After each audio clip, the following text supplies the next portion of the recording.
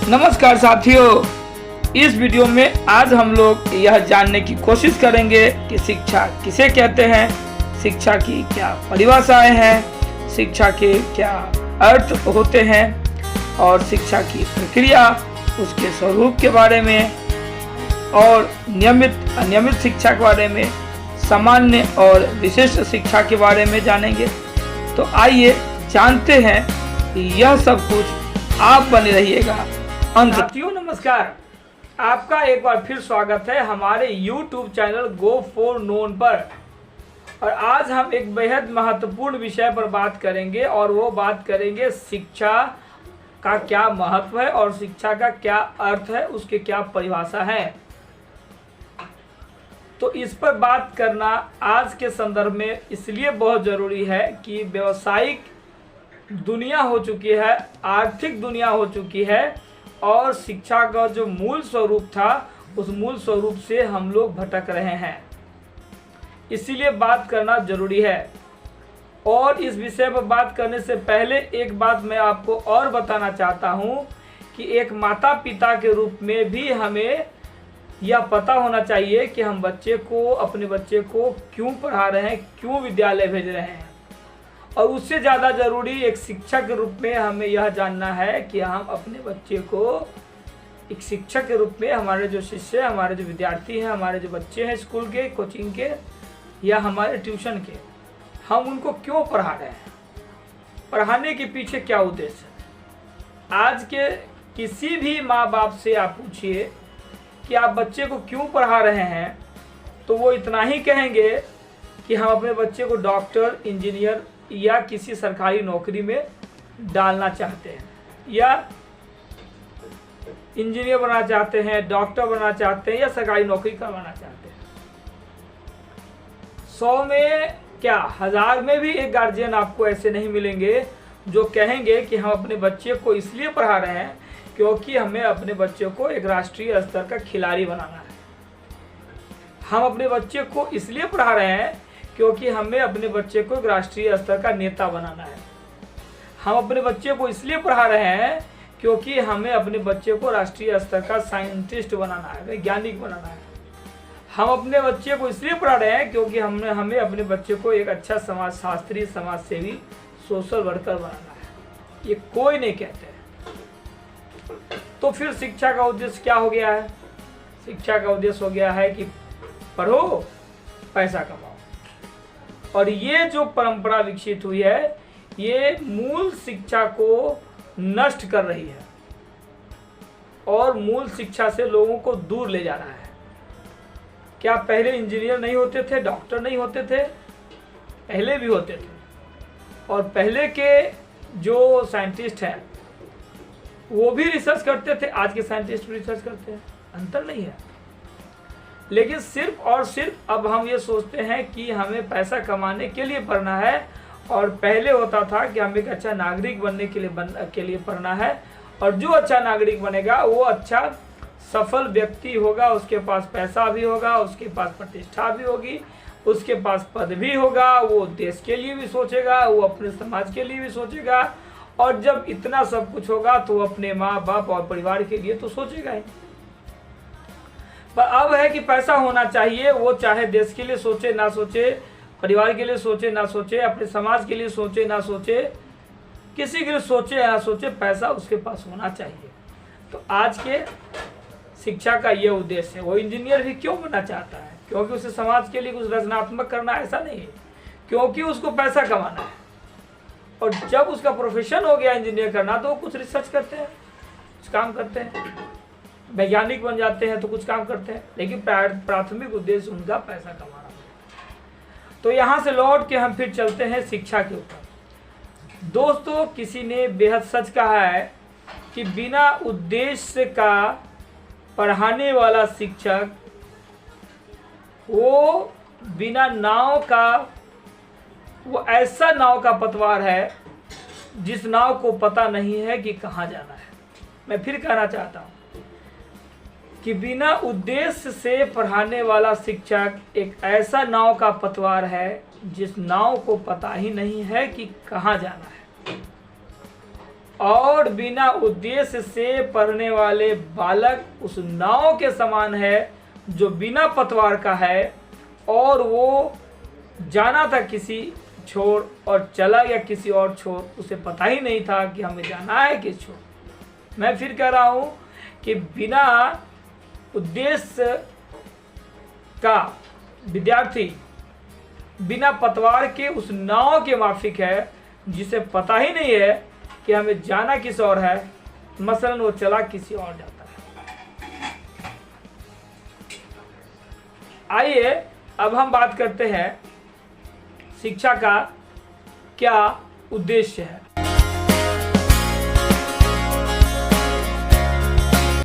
शिक्षा के उद्देश्य पे अगर बात करेंगे तो तीन तरह की बातें, या शिक्षा के अर्थ पे जब बात करेंगे तो तीन तरह की बातें सामने आती है। शिक्षा है क्या, इस पे अगर बात करेंगे तो तीन तरह की चीजें सामने आती है। एक वो जो बहुत संकुचित परिभाषा देती है या संकुचित सोच रखती है, एक वह जो बहुत व्यापक सोच रखता है, और एक वह जो दोनों का मिश्रण है। हमें तीनों तरह के शिक्षा के अर्थ पर या आवश्यकता पर बात करना है। आम तौर पे शिक्षा का मतलब या शिक्षा का तात्पर्य विद्यालय में प्राप्त करने वाले शिक्षा से है। बालक बालिका विद्यालय में ही शिक्षा लेते हैं, वहीं उनका मस्तिष्क का विकास होता है, वहीं वो अपने भविष्य का निर्माण करते हैं, वहीं वो अपने ज्ञान स्वरूपी बीज को अपने मस्तिष्क में रोपते हैं और वहीं उस बीज को बड़ा करके उससे फल फूल लेने की कोशिश करते हैं।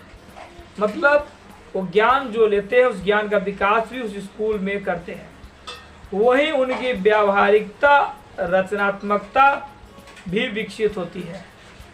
तो शिक्षा में विद्यालय का बेहद महत्वपूर्ण स्थान है। किसी ने बहुत सच कहा है कि शिक्षा के अभाव में विद्यार्थी या मनुष्य उस पशु के समान है जिसका कोई खास उद्देश्य नहीं होता है। वो सुबह उठा, उसका काम क्या है, दैनिक क्रिया, जहाँ मन तहाँ कर दिए, तो फिर जो मिला खा लिए। खाने में उनकी कोई चॉइस नहीं है, वो अपने चॉइस पे डिपेंड नहीं है, वो अपने पशु अपने मालिक के चॉइस पे डिपेंड है कि उनके मालिक उनको क्या खिलाते हैं। घास भूसा के साथ खली भी देते हैं क्या, दाना भी देते हैं क्या, या बस ऐसे सब्जी वब्जी मिला के कुछ भी खिला देते हैं। तो आपको यह समझना होगा कि बिना शिक्षा का मनुष्य पशु के समान है। उसके व्यवहार में कमी होती है, उसमें रचनात्मकता नहीं होती है, वो दृष्टिकोण बड़ा नहीं रख पाता है, वो बड़ा सोच नहीं पाता है, समाज में उसे अच्छी प्रतिष्ठा नहीं मिलती है, उसे नौकरी नहीं मिलता है और वो समाज को बहुत कुछ दे भी नहीं पाता है। ठीक पशुओं के, जानवरों के भांति।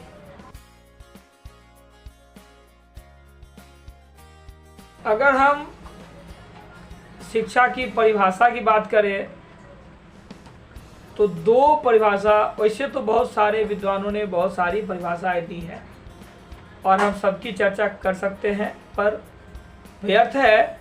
आप उसको लिखने में भी परीक्षा में अगर पूछा जाएगा तो आप लिख भी नहीं पाएंगे। इसीलिए हम आपको सिर्फ दो महानुभव का, दो विद्वान का परिभाषा आपके सामने सरलता से रखने की कोशिश करते हैं। प्रिंसटन रिव्यू ने कहा है कि शिक्षा सीखना नहीं है वरन मस्तिष्क की शक्तियों का अभ्यास है और विकास है, और यह ज्ञान के केंद्र तथा जीवन के संघर्षों के आयाम से विकसित होता है। मतलब ये कहना चाहते हैं कि सिर्फ सीखना ही शिक्षा नहीं है, वरन जो हमने सीखा है उसका विकास करना, अपने मस्तिष्क का विकास करना, मस्तिष्क के अंदर रचनात्मक शक्ति का विकास करना, यह भी एक शिक्षा का, यह भी एक शिक्षा, यही शिक्षा है। सिर्फ जाके पढ़ लेना एक शिक्षा नहीं है। और दूसरा, महात्मा गांधी ने कहा है बालक बालिका के मस्तिष्क का या शरीर का सर्वांगीण विकास है। सर्वांगीण विकास से उनका तात्पर्य शारीरिक विकास, मानसिक विकास, बौद्धिक विकास, आध्यात्मिक विकास और सांस्कृतिक विकास से है। अगर इसी चीज़ को जो मैंने आज के एपिसोड के शुरू में कहा है कि उद्देश्यपूर्ण शिक्षा शिक्षकों को देना चाहिए या अभिभावक को भी उद्देश्यपूर्ण शिक्षा पर अपना केंद्रित करना चाहिए, और वो उद्देश्य पैसा कमाना नहीं होना चाहिए। तो जो महात्मा गांधी जी ने कहा है, अगर पढ़ लिख करके किसी भी व्यक्ति के अंदर मानसिक, शारीरिक, बौद्धिक, आध्यात्मिक और सांस्कृतिक विकास समाहित हो जाता है तो उस व्यक्ति के पास ना पैसे की कमी होगी, ना प्रतिष्ठा की कमी होगी, न ज्ञान का कमी होगा, न पुरस्कार का कमी होगा, न सम्मान का कमी होगा और ना किसी तरह की कोई कमी होगी। बशर्ते सिर्फ एक चीज़ और है कि वो शारीरिक रूप से स्वस्थ रहे।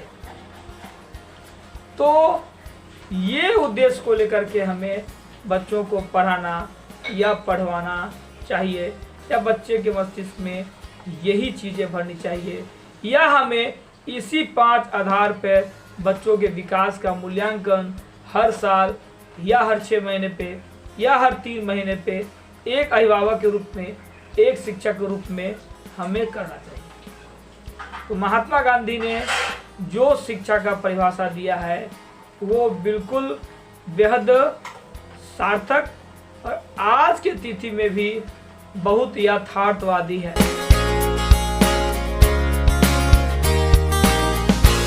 साथियों, शिक्षा के अर्थ पे अगर हम बात करेंगे तो 2 तरह से बातें सामने आती है, एक संकुचित विचारधारा के लोग और एक व्यापक विचारधारा के लोग।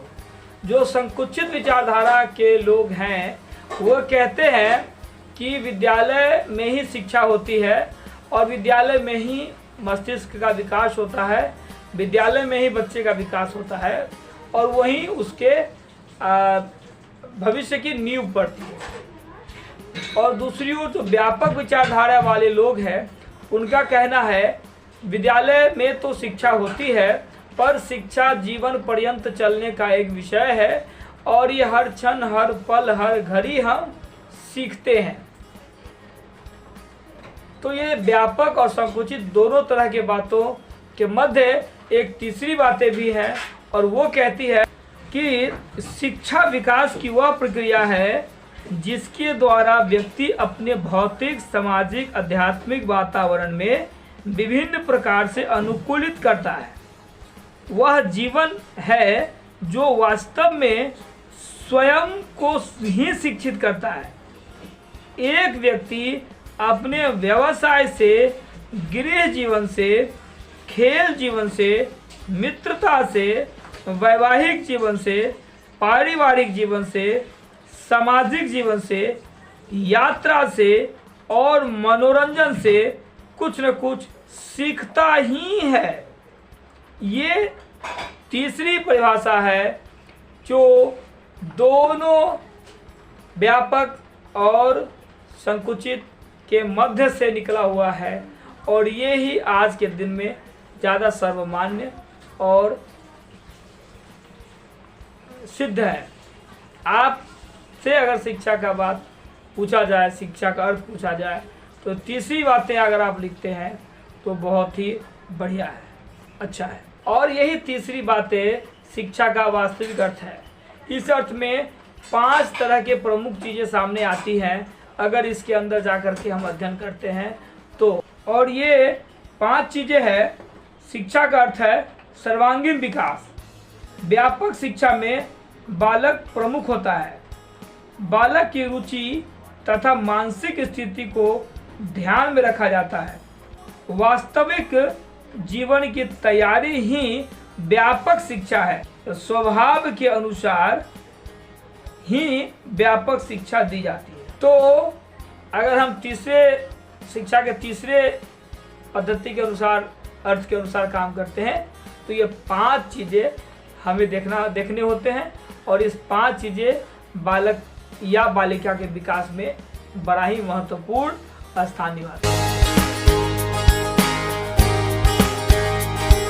शिक्षा एक ऐसी प्रक्रिया है जो कभी रुकती नहीं है, कभी थमती नहीं है, कभी शुरू नहीं होती है, कभी बंद नहीं होती है। यह निरंतर चलने वाली असीमित प्रक्रिया है।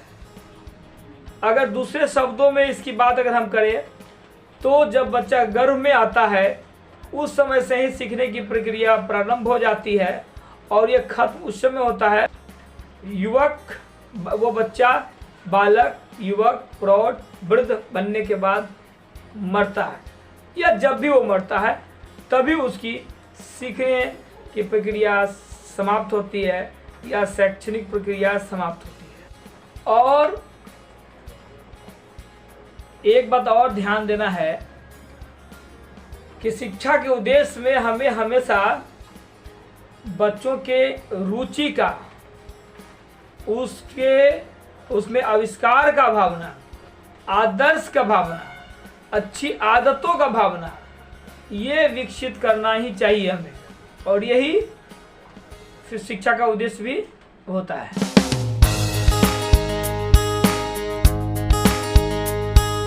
साथियों, विद्वानों ने शिक्षा को 2 भागों में बांटा है, औपचारिक और अनौपचारिक। औपचारिक शिक्षा जो हमें स्कूल, कोचिंग, कॉलेज, शैक्षणिक संस्थान इत्यादि में मिलते हैं, और जो अनौपचारिक शिक्षा है वो हमें घर में या गर्भ से ही मिलना शुरू हो जाता है।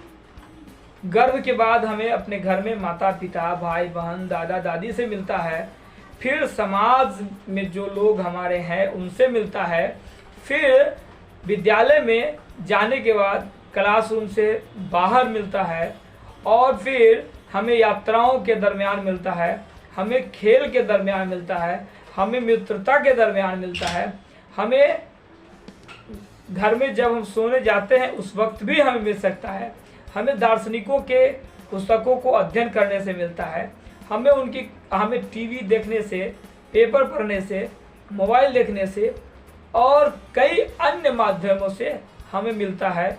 ये जो और अनौपचारिक शैक्षणिक पद्धति है ये निरंतर चलते रहती है, ये कभी बंद नहीं होती है। निर्भर इस बात पे करता है कि हम चीज़ों को किस तरह से लेते हैं। उदाहरण स्वरूप, अगर किसी गिलास में आधे गिलास पानी है तो आप उसे आधा गिलास पानी भरा हुआ कह सकते हैं या आधा गिलास पानी खाली कह सकते हैं, ये आप पर डिपेंड करता है। टेलीविज़न हर घर में चलता है, आपके घर में भी चलते होंगे, पर आप उसे क्या लेते हैं? नकारात्मक वाले चीज़ें देखते हैं या सकारात्मक वाले? क्या आप डीडी दूरदर्शन पर न्यूज़ देखते हैं? क्या आप शैक्षणिक चैनलों को सब्सक्राइब किया है, या फिर आप डेली एपिसोड सास पुतों की कहानी देखते हैं? ये आप पे डिपेंड करता है। आप रोजगार समाचार सुनना चाहते हैं या आप फिल्मों से जुड़े हुए समाचार सुनना चाहते हैं, ये आप पर डिपेंड करता है। टीवी आपका है, रिमोट आपके पास है, पर आपका यह सोच ही आपको औरों से अलग बनाता है कि आप क्या देखना चाहते हैं, क्या सुनना चाहते हैं, क्या पढ़ना चाहते हैं और क्या उससे समझना चाहते हैं, क्या उससे टेक अवे लेकर के जाना चाहते हैं। ये बहुत बड़ा चीज़ है और यही आपको अन्य लोगों से आपको अलग करता है। दोस्तों, विद्वानों ने शिक्षा के 4 स्वरूपों पर वर्णन किया है। हमने जो 2 स्वरूप आपको बताया उसको भी जानना जरूरी है, पर अगर किताबी भाषा में जानना है तो विद्वानों ने इसे 4 स्वरूपों के बारे में बताया है, और ये चारों चीज़ें हमारे बताए गए उन 2 चीज़ों में समाहित है। वो इस प्रकार है: नियमित तथा अनियमित शिक्षा, प्रत्यक्ष तथा अप्रत्यक्ष शिक्षा, व्यक्तिगत एवं सामूहिक शिक्षा, सामान्य एवं विशिष्ट शिक्षा। हमें सभी शिक्षा पर बराबर विचार करना चाहिए।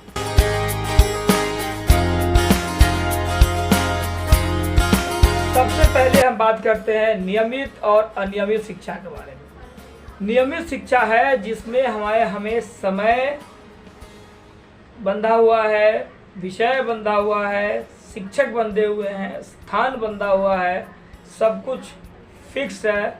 ये नियमित शिक्षा है और हम उस बंधे हुए वातावरण, समय, परिवेश में ही हम शैक्षणिक प्राप्त करते हैं। यह नियमित शिक्षा है।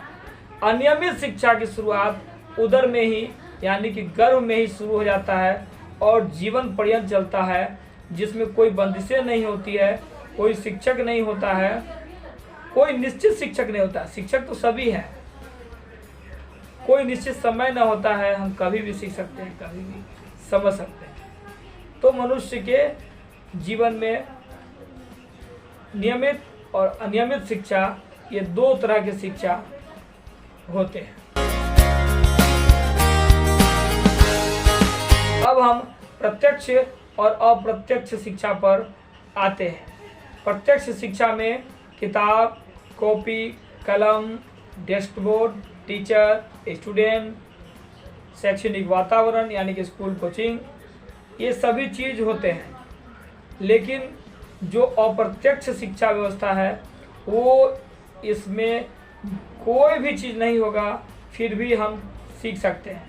मसलन अगर आप इस वीडियो को देख करके 2 शब्द 2 लाइन अगर सीख लेते हैं तो इस वीडियो को आप कभी भी देख सकते हैं, कहीं भी देख सकते हैं। इसमें किताबें की ज़रूरत नहीं है, कॉपी की ज़रूरत नहीं है, आपको स्कूल कोचिंग जाने की ज़रूरत नहीं है, किसी चीज़ की ज़रूरत नहीं है, लेकिन आप देख करके आप सीख सकते हैं। तो ये अप्रत्यक्ष शैक्षणिक माध्यम है। अब आप पर डिपेंड करता है कि आप YouTube पर फिल्मों वाले चैनल देखते हैं या एजुकेशन वाले देखते हैं या कॉमेडी वाले देखते हैं या साइंस वाले देखते हैं या टीवी के सीरियल देखते हैं या फिर आप खेल के बारे में, सामान्य ज्ञान के बारे में जानकारी लेते हैं। ये आप पे डिपेंड करता है। तो ये प्रत्यक्ष और अप्रत्यक्ष शिक्षा के कुछ उदाहरण हैं।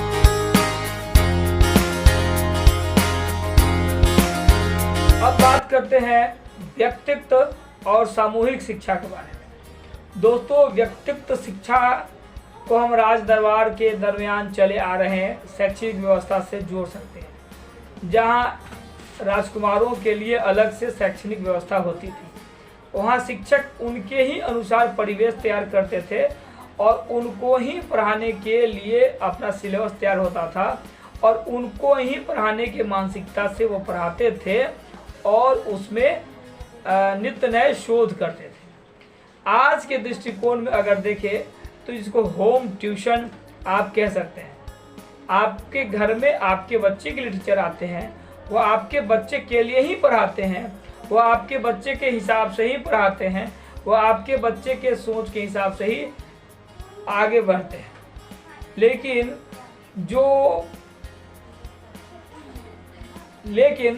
जो सामूहिक शिक्षा है, इस सामूहिक शिक्षा के अपने कुछ दायरे होते हैं। सामूहिक शिक्षा में पढ़ने वाले ज़्यादातर बच्चे एक आयु वर्ग के होते हैं, एक मानसिकता के होते हैं, एक कक्षा के होते हैं और उससे पढ़ाने के लिए एक समान विचारधारा शिक्षकों को बनाना पड़ता है या एक समान शैक्षणिक पद्धति विचारों शिक्षकों को बनाना पड़ता है, जिसमें वो यह प्रयास करते हैं कि इस कक्षा के या इस समूह के सारे बच्चे समझे या ज़्यादातर बच्चे समझे या जो सबसे कमज़ोर बच्चे हैं वो भी इसको समझे। ये वो वहाँ तक उनकी सोच होती है। तो ये सामूहिक शिक्षा हुआ और व्यक्तिगत शिक्षा, दोनों में यह फर्क है।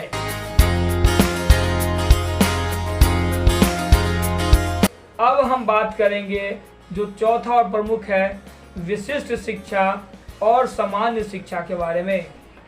दोस्तों, हर एक व्यक्ति को, हर एक बालक बालिकाओं को पहले सामान्य शिक्षा में आना ही होता है और तभी वो विशिष्ट शिक्षा की ओर जाते हैं। सामान्य शिक्षा में हमें सामूहिक विकास की परिकल्पना को अपने अंदर लाना पड़ता है। इसमें हम सांस्कृतिक, बौद्धिक, मानसिक, आध्यात्मिक, ये शारीरिक, ये सारे तरीके के विकास अपने अंदर लाते हैं या शिक्षक हमारे अंदर भरने की कोशिश करते हैं। और जो विशिष्ट शिक्षाएं हैं वो इसके बाद से शुरू होती है।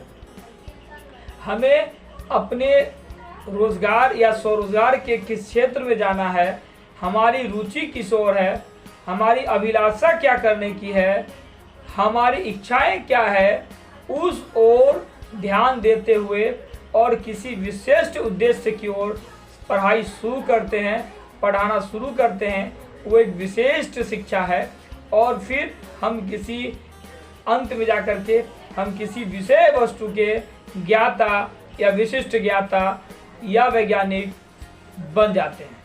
इसी श्रेणी में डॉक्टर, इंजीनियर, वैज्ञानिक, कृषि वैज्ञानिक और भूवैज्ञानिक, ये कई तरह के सेक्टर्स हैं। आजकल तो कंप्यूटर के वैज्ञानिक यानी कंप्यूटर साइंस, इलेक्ट्रॉनिक में साइंस या इलेक्ट्रॉनिक्स में इंजीनियरिंग, इलेक्ट्रिक में इंजीनियरिंग, टेलीकम्युनिकेशन में इंजीनियरिंग, आजकल बहुत सारे क्षेत्र, या समाज शास्त्री या फिर अर्थशास्त्री, आप किसी एक विषय में श्रेष्ठ होते हैं, व्याख्याता होते हैं, विद्वान होते हैं, विशेषज्ञ होते हैं।